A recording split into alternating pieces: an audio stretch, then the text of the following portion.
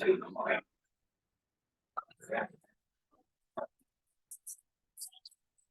back. Just have one of our wonderful food bank staff walking out the door. Excuse me, can you hear me? It's on. No? How do you turn it up? It's on. Yes, I have to talk louder. So how many folks were here yesterday for empty bowls? Anybody come to that yesterday? Well, I just want to congratulate the staff and our wonderful server right here walking around with plates.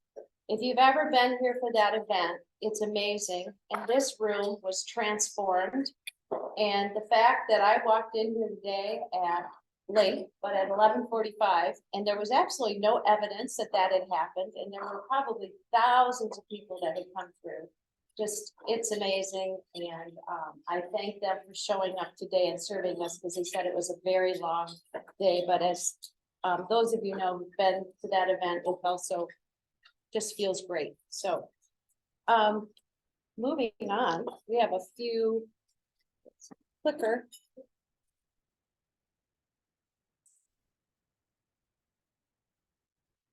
Announcements.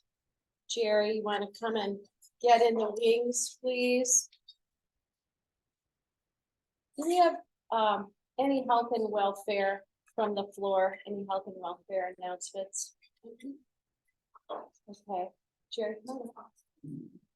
I was wondering.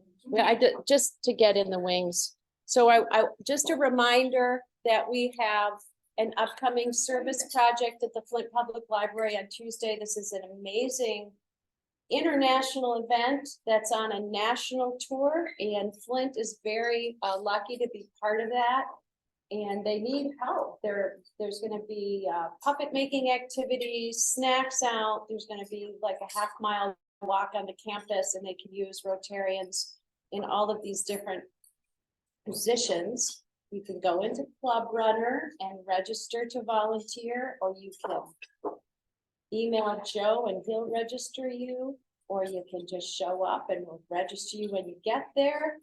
But we're asking people to arrive around 4:30 if possible. And I can't wait to see it. This is a giant puppet. It's spreading the story of one through the eyes and lens of one refugee girl, what it's like to be a displaced person. And it's going to be fun. So I hope that many of you can join us. And then I'm going to have Jared fill in the blanks on this. Thank you. The St. Lucie project is happening this Saturday at the Catholic Charities Center for Hope. This is a collaboration between Catholic Charities as well as the National Federation of the Blind, the Flint and Genesee chapter. And this is going to take place in the Rotary kitchen, and it is our first time. And so we really thought that it would be a great collaboration to show Rotarians what, you know, can come from that great investment that you made in our Center for Hope.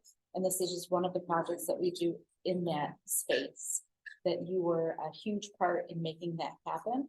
So we would really love for you to come out a week from tomorrow, Saturday, the 30th. And that is at 10 o'clock in the morning. And all of the information is on Club Runner. You can register through Club Runner. It's been in all of the newsletters that have been emailed out. And we do need additional help. We need some extra sighted persons to help make sure everyone is kept safe. We have a very active chapter of the National Federation of the Blind.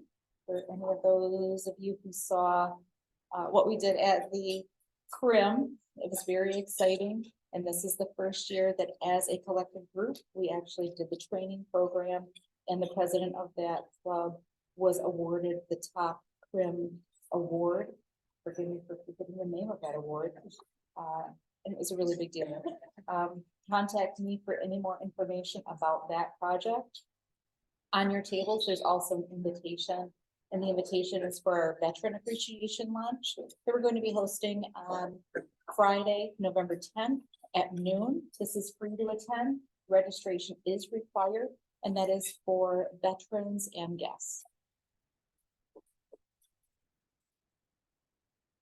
We might give Rotary credit, but that's a meeting day, Jared, so. We might have some competing priorities, but thank you so But much. if you know a veteran, invite them because it is free to attend. And still on the docket is this special flavor of service opportunity. This, please contact Flint Institute of Arts directly if you're interested in joining them. You cannot partake in the beverages being served, you're just a server. But it's a super fun night and a great way to help a cultural center institution.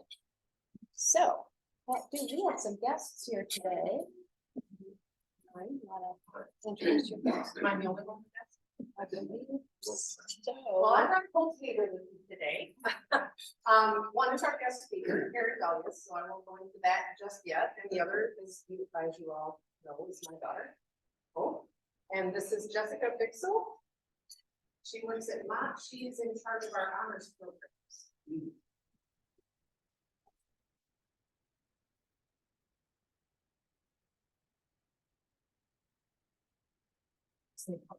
Right, the fun part. You ready?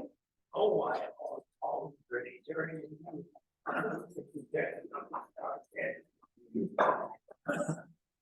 We need an honest person. How about our guest from would you draw three of the money tickets? Honors, not honest. I didn't ask for comments from the audience. Thank you very much. How many do you need? I need three, but the first one will be for third place. All right, third place. 748175. Oh, that's pretty honest. I'll take that. I'll just go up and get it. I'm gonna put it right there. And Yeah. Thank you very much. You're very welcome. 748190. This is the second. The judge.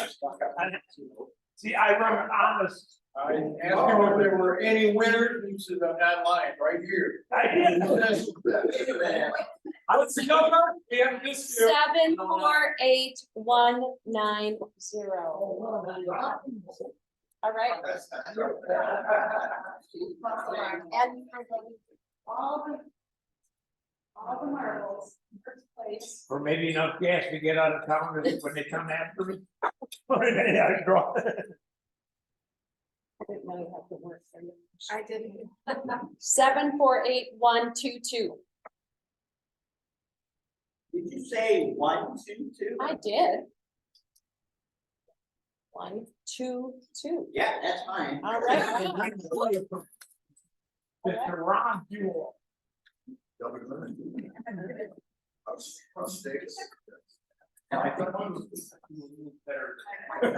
We were watching. So while Rob is still standing up, anybody planning to attend our 5th Friday lunch at the White Horse, please lift a hand so we can get a count. Next Friday, White Horse. Anybody attending over this side? Anybody attending here?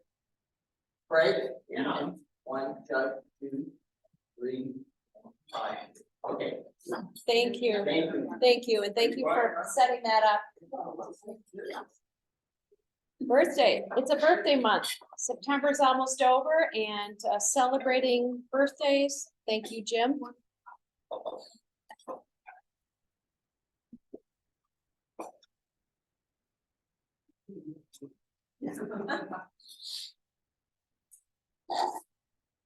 There's a relatively small number of us here today, but I'm pleased to be able to announce those of us that were born in the month of September. It's myself, and on September the 3rd, Reg Lancaster on the 4th. Reg, come on up. Bring your money with you. I don't believe David Gaines is here. He was on the 6th. Greg Viner on the 9th. Joe Martin, is he online on the 10th? Beverly Walker Riffa on the 21st. Jane Odell on the 24th. George Anick on the 28th. Come on down, George. And finally, Todd Slisher on the 29th. Watch out over that one. This is like a powerhouse. Oh, yeah. Do you think 12 cents will help? Shall we? Happy birthday. Happy birthday.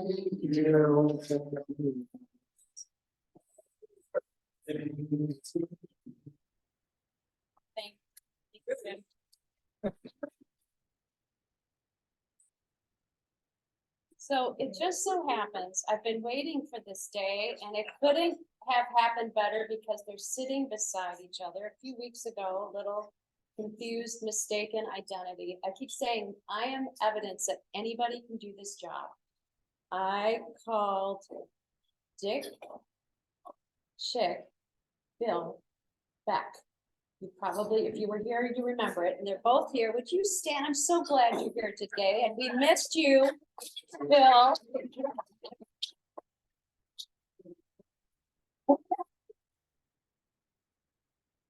Bill, you weren't here for your August birthday. We're not gonna sing again, but belated happy birthday. All right, all right.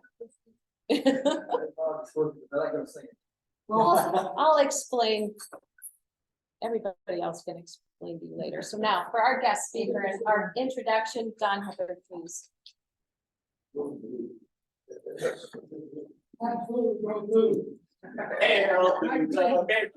All right, you guys, settle down. You're right, this mic isn't very high. Yeah. But I'm loud, according to my daughter, so we're good. It is my pleasure today to introduce to you Aaron Gullius. He is a professor of history at Mott Community College. He began teaching history there in 2006, so he's been there for a minute. And he's written several books on topics such as UFO belief, fringe political cultures, which we seem to have a few lately, and history pedagogy. He also hosts a podcast called The Saucer Life, which explores the history of UFO belief. He lives in Grand Blanc, and he didn't include this in his bio that he sent me, but you may already have recognized him. He is also a two-time Jeopardy contestant from our area. Please give a big Rotary welcome to Aaron Gullius.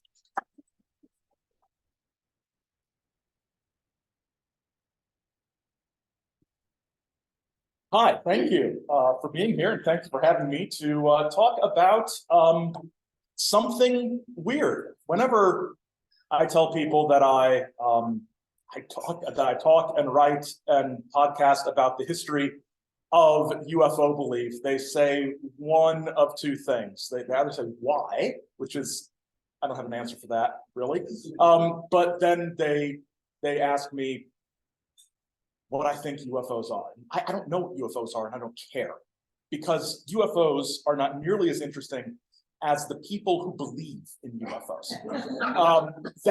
That's where the action is. That's the fun stuff.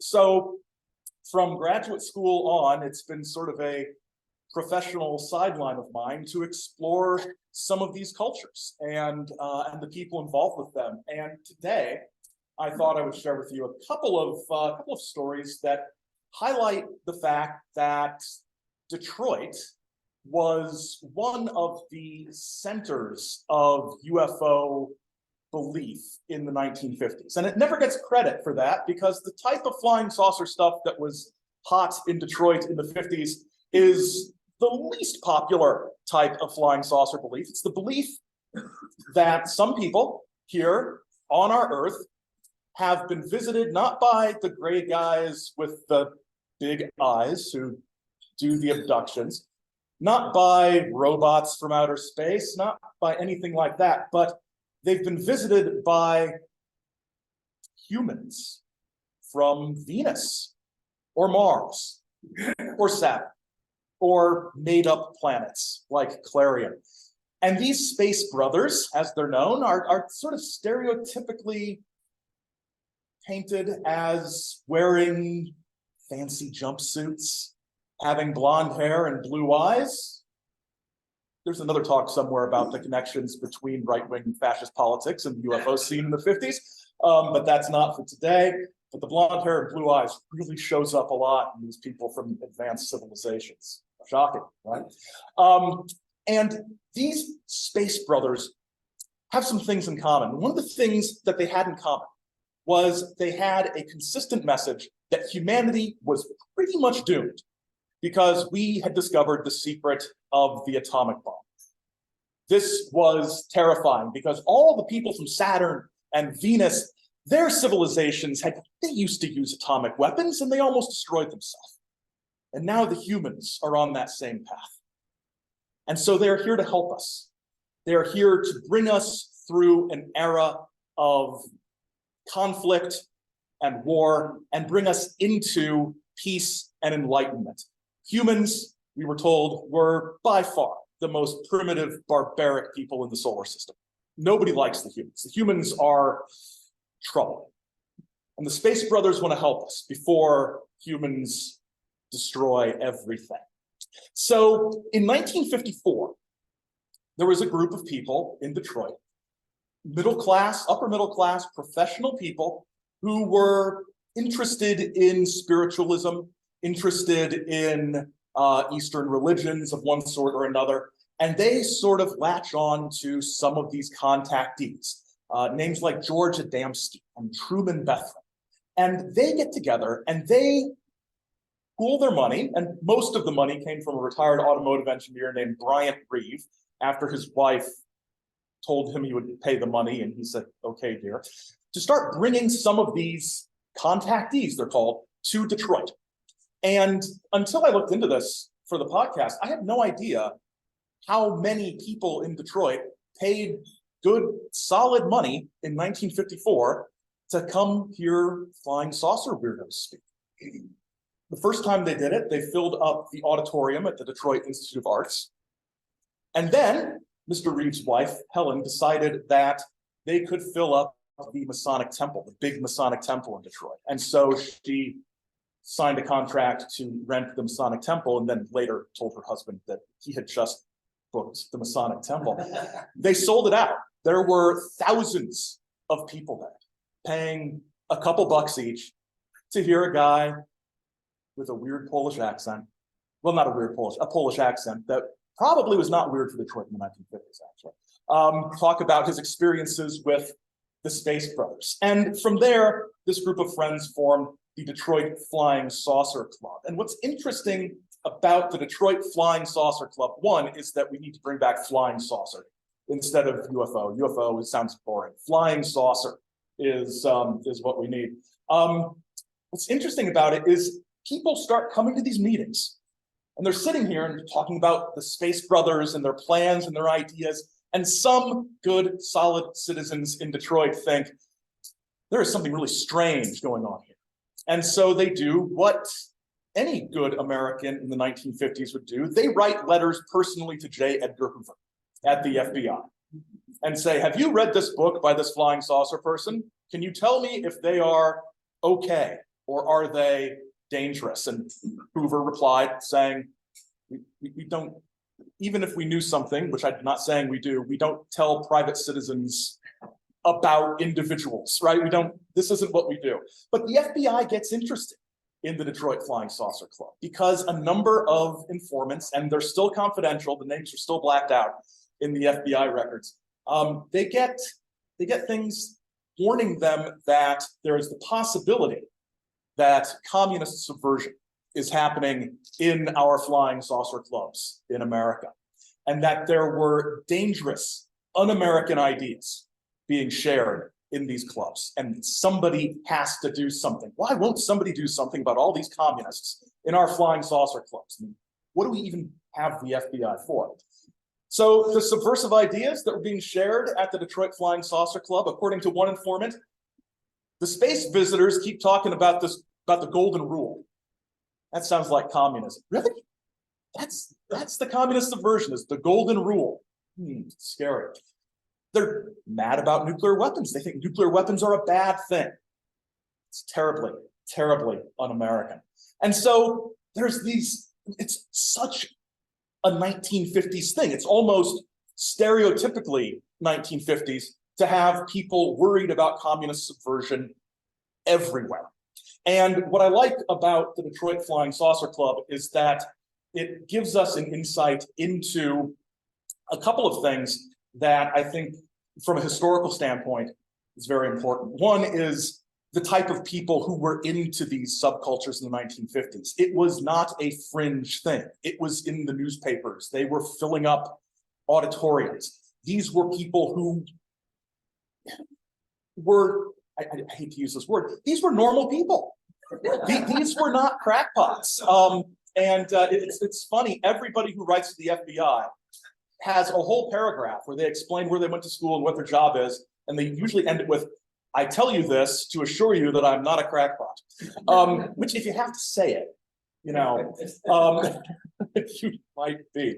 So it tells us a little bit about the makeup of the people who believe these things. It also tells us something about the fears that Americans had at the time. Not just nuclear war, although that is a pretty big fear. And usually historians who've talked about the contactees, there aren't many of us, pin the whole thing on fear of nuclear war. This was a reaction to fear of nuclear war. And it was, but there was other stuff going on in these writings. There was the Golden Rule, and there was stuff that actually was maybe subversive. It's amazing how many of these alien societies don't have capitalist economies, how everybody contributes for the good of everybody else, how they've eliminated dangerous pollution, how they live in peace with each other. These are subversive ideas in the United States in the 1950s. And so how do you talk about subversive ideas without being targeted as a communist? Well, you shroud it in, frankly, outrageous flying saucer stories. It's stealth subversion. It's taking something that is prevalent and becoming more prevalent in the pop culture at that time and sort of sliding some political and social messages in along with it. I don't think the contactees were motivated out of fear. I think they were motivated out of the desire to change human society. And what people always ask me is, were these people all just scamming other people, or did they actually believe something had happened to them? They actually have some kind of experience. You don't know. Did this guy ride in a flying saucer to Venus? Probably not.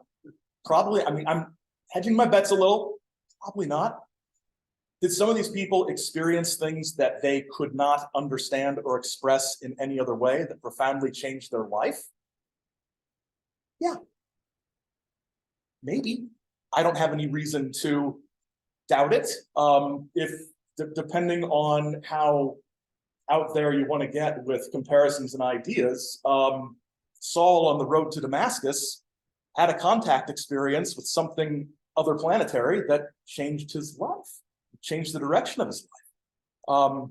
Probably not an alien encounter, but strange things happen and people cope with them the best they can. And the Detroit Flying Saucer Club was a place where people could share these ideas. And another lesson we learned from them is that contrary to, again, sort of stereotypes, there's not a huge connection sometimes between the flying saucer stuff and science fiction. People point to movies like The Day the Earth Stood Still and TV shows like that and say, well, this is just people believing science fiction. But especially with the contactee stuff, it's amazing how much of it and how many of the people came to it out of alternative spirituality traditions, theosophy, and the I Am movement, and things like that. This was just another way to get these messages. Instead of ascended masters in the mountains of Tibet, you've got ascended masters from the planet Venus. So there's a continuity between older spiritual traditions and the flying saucer people. And we also learn how organizations fall apart. Most organizations fall apart. There is no more Detroit Flying Saucer Club, which is sad, because there is somebody who is marketing stickers and t-shirts with their old logo though. So that's, I'm happy about that. But they fell apart over which messages from the aliens to believe. Some said we will only believe messages conveyed in person. You have to actually meet the space brother. That's the only way to do it. These telepathic messages, that's crazy. That's unreliable. Only if you've seen the spaceman will we believe you. And others say, no, the channeled messages are legit and they are valid. And then some of them accused others of being communists within the club because some of these members were not politically radical. They just were curious about flying saucers. One informant wrote to the FBI, emphasized that he has always voted Republican, and he is very concerned about the flying saucers. But I'm a Republican, and I'm pretty sure this is un-American subversion. Emphasized that 3 or 4 times. Just, again, the whole I'm not a crackpot thing. There was one woman who I've become, I don't want to say obsessed with, but fascinated by, whose name was Laura Mundo, and also Laura Marxer, her married name for a while. She was involved in local theater in Detroit and was one of the characters on a short-lived Detroit kids show in, I think, the late 40s and early 50s, and I can't remember the name of it, but it's a fascinating thing because this show sort of died out very quickly because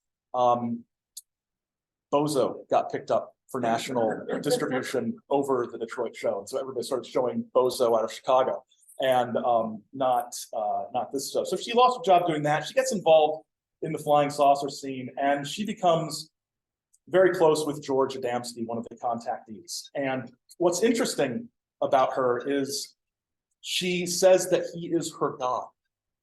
She tells all of these stories about how he engaged in what today we would call sexual harassment towards her, groping, comments, things like that. And she says he only did it when other people were around, not when we were alone, because it might look to other people like he was being horrible, but this was a test. Because if you called him out on it, he would know you were untrustworthy. And she thinks this is a great, clever way to figure out who's trustworthy and not. I'm just reading this. It's like, this is the worst thing I've read in a long time. These people get so deeply into this that these people literally become their gods in some ways. And other people get deeply involved in other ways. Same year, 1954, this is not in Detroit, but that involves a woman outside of Chicago named Dorothy Martin.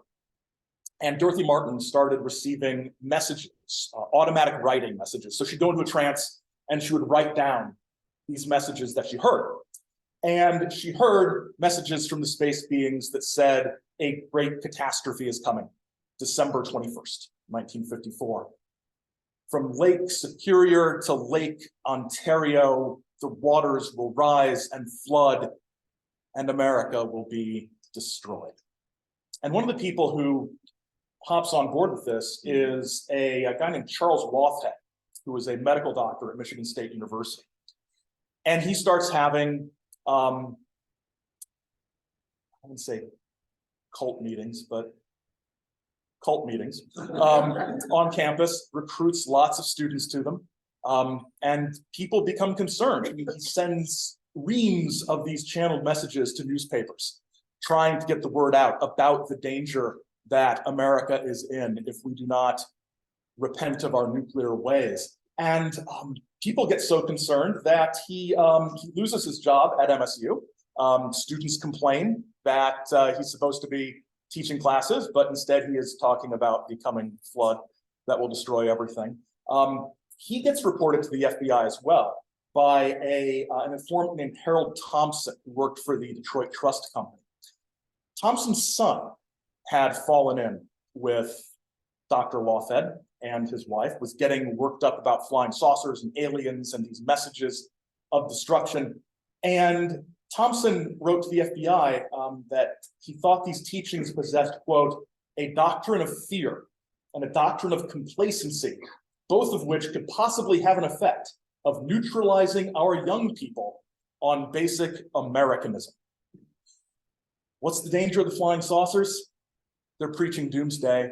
People are going to give up. They're going to drop out, quit their jobs. Many of them were quitting their jobs to go study under this woman receiving these messages in Chicago, counting down until December 21st. Why should I stay in school, Dad? It's all going to end. So this father is very concerned, but also a little conflicted because the year before he had lost another son in a training accident in the Air Force. And he was worried about his son, current son, being involved with these flying saucer folks, but didn't want to do anything to drive him away because then he wouldn't have any sons. And so he's writing all this out in this letter to the FBI. And you can just see this dad really sort of conflicted about what to do, and sort of putting it in these sort of unemotional terms of, you know, they'll lose their basic Americanism and things like that. And it's fascinating. But like I said, Lawfed loses his job. They move to Chicago. On the night of December 21st, 1954, America is not destroyed. Thankfully, I mean, there was an earthquake in Eureka, California. So some people were able to claim that the predictions were true and that the aliens who were going to destroy us had relented because people were listening to their message. Because you can always find a way to reconcile the truth. And that idea of reconciling what you believe to what you see around you is an important thing. And this case of Dorothy Martin and the Lawfeds and these predictions was studied by a group of sociologists in a very contentious and very a bit controversial book called When Prophecy Fails, that was written in the 1950s. And it's this book that introduced the phrase cognitive dissonance. That comes from, you know, the brain trying to reconcile belief and reality and the leaps the brain will take to try to make everything make sense. That came from a study of this UFO cult. And it was controversial because they infiltrated the group secretly. So there were many researchers who thought this was unethical. The professors were using their students to infiltrate this group, and there were people that, you know, you're really putting students in a very weird, bad position here. But it's an interesting book, and it's interesting because it's another piece of this broad tapestry of flying saucer culture that used to be a lot more fun than it is now. If you've paid attention to the news, UFOs seem to be in it way more now than they have been in previous years. You've got Congress having investigations, which is not a big deal. Congress had investigations in UFOs back in the 60s. They weren't real then, they aren't real now. And they might be seeing something, but who knows? And you've got whistleblowers saying that they haven't seen anything and they don't have any evidence, but somebody told them that we have a flying saucer and some alien bodies. Shockingly, telling the same story that has been told over and over and over again. We have the question of what the government knows and when did it know it and why is it keeping it from us?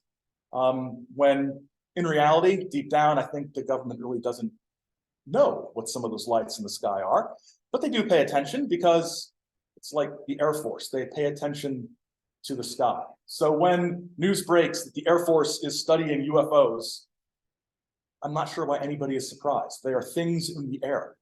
It's the Air Force.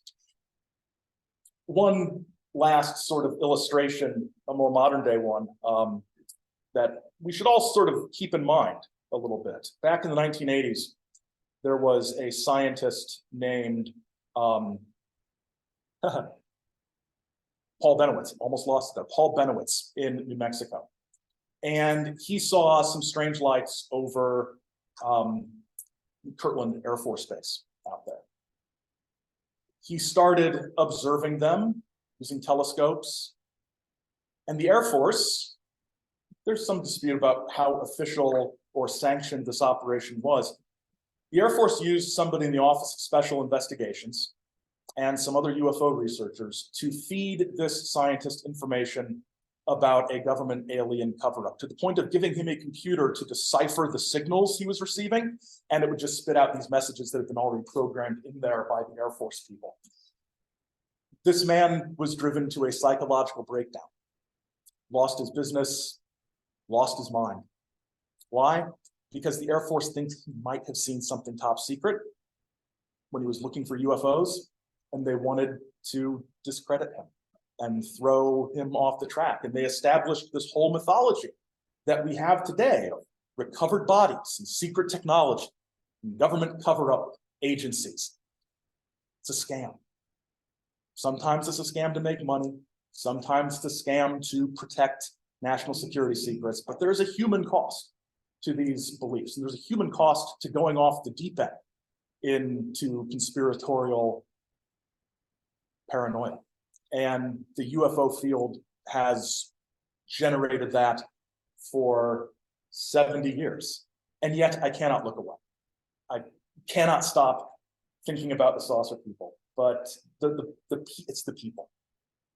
I don't care about spaceships. I really don't care about spaceships. The people are fascinating. And next time you see a UFO story on the news, or you see something that they say is an alien body being presented to the Mexican Congress, like we had the last couple of weeks,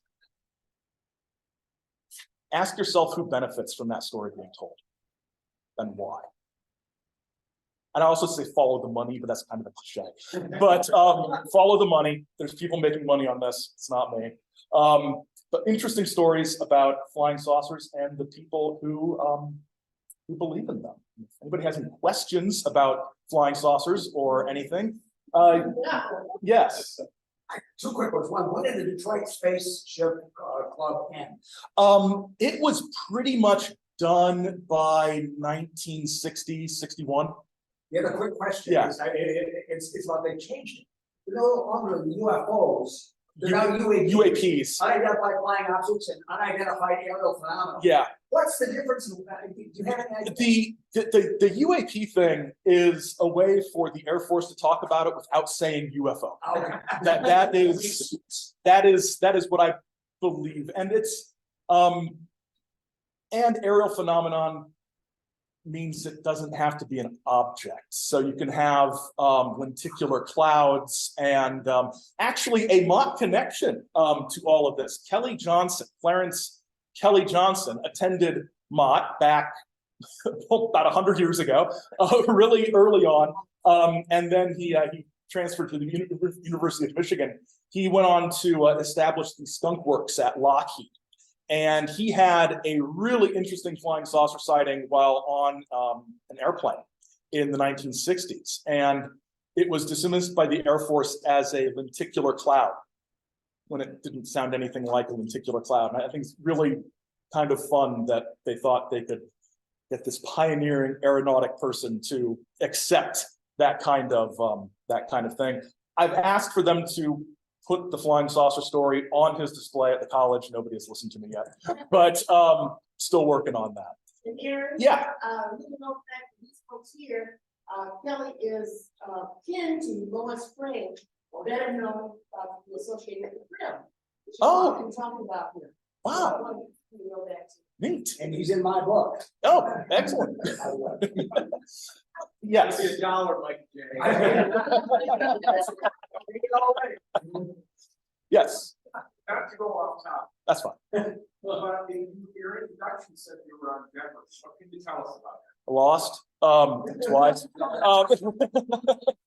Not many people lose twice. Usually you have to win to come back. But I was first on it back in May of 2022. And I was going up against, I think at that time, a 10-day champion, Ryan Long, from Philadelphia, sweetest guy ever. The kind of guy you're happy to lose to. You know, it's like, oh, I lost to him. That's fine. Such a nice guy. It was interesting. I was not prepared for the fact that they tape a week's worth of shows in one day. I think I sort of knew it intellectually, but when they do the random drawing and you know you're going last, it's a long day of being terrified to go up on stage and watching this guy just plow through all of these contestants. It's very disheartening. But it was a good experience, and the champ was pretty exhausted by the time it was my game, so that gave me an advantage because he was exhausted. But I came close. If it hadn't been for a sports-themed Final Jeopardy question, I would have won it. But sports, so not great. Yes, so that was good. And then they brought me back for the second chance competition of people who actually, all of them did way better than I did. And I was like, why am I here? They must have needed like a 15th person or something. But that was fun as well. And that time I lost to the person who ended up winning the whole week-long tournament. So I'll take that. So, yes. Can you speak to the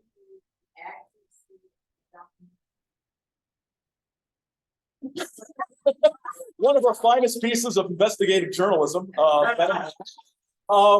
It's interesting. I love the Men in Black, and I know that the movie was based on a comic book, which was based on a role-playing game, and bore very little similarity to the actual legends of the Men in Black. But my favorite sort of thing about the sort of real Men in Black is that the original story is fascinating because there's a guy named Al Bender who had a UFO newsletter and back in the 50s, and one issue said, in our next issue, we will have the secret of the flying saucers. And then the next issue comes, he says, that article will not be appearing. We advise those engaged in saucer work to please be very careful. And he claims he was visited by 3 men in black who made him swear on his honor as an American, so the Americanism thing coming back again, that he would not reveal what he found out because he wouldn't tell us why. And there's a whole book called They Knew Too Much About Flying Saucers that goes into this. It's my favorite UFO book. But then later, Bender himself wrote a book claiming the 3 men in black were actually aliens who had a base in Antarctica, and they stripped him naked and slathered him with a gel that would prevent all disease. So the whole story sort of goes off the rails. But then other people start seeing these men in black and having these encounters. We know for a fact that there were some UFO researchers who screwed with other UFO researchers by pretending to be men in black and sort of threatening them basically to ruin their book sales and things like that. Don't talk to this person, things like that. So I was accused of being a Men in Black type person at one point when I was looking at a crop circle. I said, no, I'm just a guy. They're like, yeah, right. So, no, really not. Yeah. Do you think the flying saucer had any connection or inspiration with the Flint I think you can draw a direct line from Ezekiel's wheel to the rotary symbol to the flying saucers. I think it's all part of a progression of esoteric mystical symbolism. Yeah, absolutely. Yes. Can you repeat the name of your podcast? The Saucer Life. Yes. Is there a contemporary version of the Detroit Saucer Club? Is the Rotary Club in Detroit? Not that I'm aware of. The whole local saucer thing kind of went out of fashion. There are once big national organizations emerged. So there's like the Michigan chapter of the Mutual UFO Network that for a long time met here in Flint. So there's sort of local chapters of national organizations, but even national organizations have started to really decline. I don't think anybody under the age of 60 is excited about the idea of a national UFO organization. They're seen as old and institutionalized and things like that. Sadly, most of the saucer fan action is on social media with all of the attendant nonsense that comes with social media. Don't go on Twitter. It's the UFO Twitter hashtag. It is a cesspool of idiocy. And occasionally very funny idiocy, but no, the quality of the discourse has really declined. And I think most people who are serious students of it just seek out like-minded people privately and sort of stay off the radar, because Don't want to be a UFO person, they're all weird. Any other questions? All right, thank you.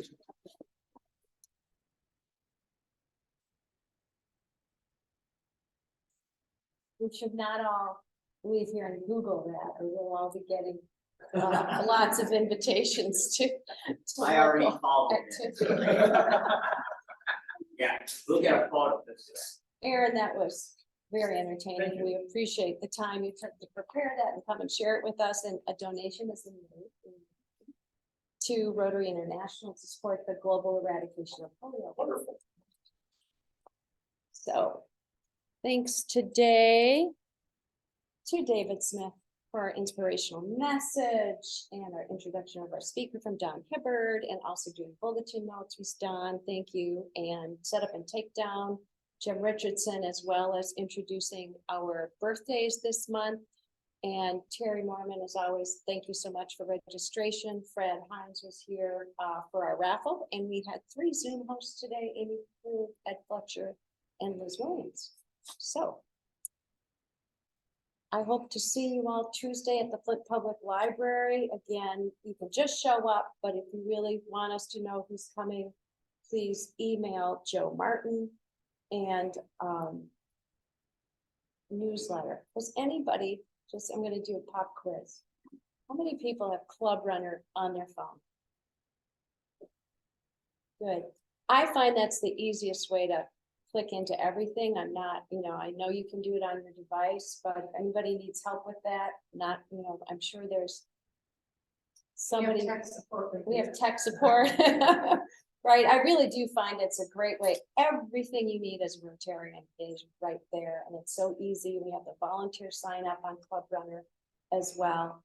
And the newsletters, if you miss them, the links to the Zoom meeting, if you can't show up and you want to join last minute from Zoom, so I encourage you to load that on your phone. There's also a great way to make donations at the bottom of that. So anybody who shows up and needs to put $1 in the cup and doesn't have, I don't carry those dollar bills anymore, but you can always do that through Club Runner. So thank you all for being here. Thank you for all that you do as a Rotarian to create hope in the world. And we are adjourned.